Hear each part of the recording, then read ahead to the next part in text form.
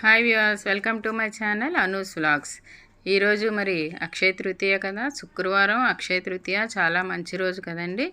అందుకనే మరి అమ్మవారికి పూజ చేసుకున్నాం. అలాగే నైవేద్యం కోసం చక్కెర పొంగలి తయారు చేసి పెట్టానండి నేను అమ్మవారికి నైవేద్యం. మరి అది ఎలా చేసుకోవాలో ఒకసారి చూద్దామా. మరి ముందుగా ఇలాగా ఒక అరకప్పు పెసరపప్పు తీసుకొని కొద్దిగా దోరగా వేయించుకోవాలి. వేయించుకొని ఈ పెసరపప్పు అరకప్పు తీసుకుంటే బియ్యం ఒక 2 కప్పులు తీసుకోవాలి. తీసుకుని మొత్తం ఈ దోరగా వేయించుకున్న పెసరపప్పు అలాగే ఈ 2 కప్పుల బియ్యం శుభ్రంగా కడుక్కుని మనం పొయ్యి మీద పెట్టి ఉడికించుకోవాలి.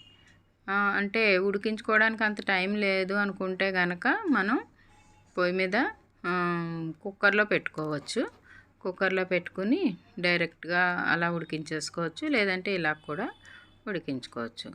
సో ఇప్పుడు ఇలాగా పప్పు బియ్యం కలిపి ఉడికిపోయండి. ఉడికిన తర్వాత ఇందులో ఒక 2 కప్పులు పంచదార వేసుకోవాలి.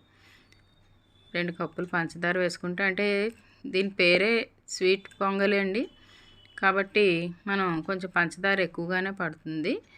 సో చాలా టేస్టీగా ఉంటుంది ప్రసాదం. అమ్మవారికి కూడా ఇష్టమైన ప్రసాదాల్లో ఇదొకటి. కాబట్టి ఈ పంచదార ఇలా వేసుకుని శుభ్రంగా కలుపుకొని కొంచెం బాగా ఉడకాలండి. ఉడికితే ఈ పంచదార కొద్దిగా పాకంలాగా అవుతుంది. అవి ఇందులో ఉండే ఎక్సెస్ వాటర్ ఏమైనా ఉంటే దగ్గర పడి చక్కగా ఇదిగోండి ఇలాగా తయారవుతుంది అన్నమాట.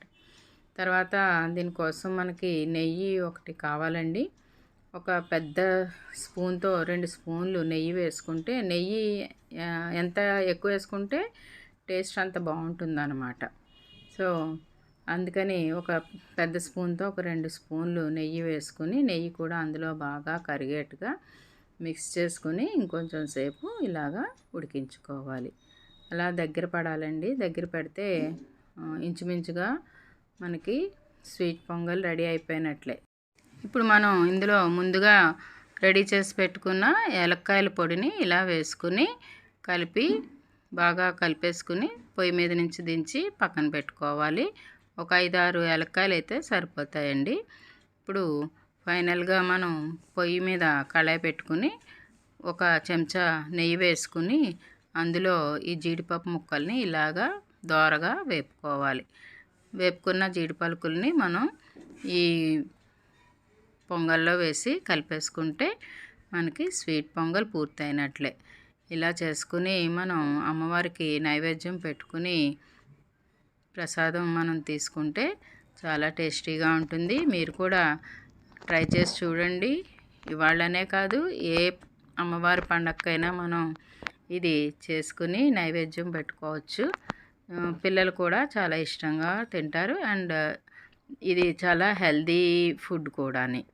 సో మీకు కనుక ఈ వీడియో నచ్చితే లైక్ చేయండి, సబ్స్క్రైబ్ చేసుకోండి.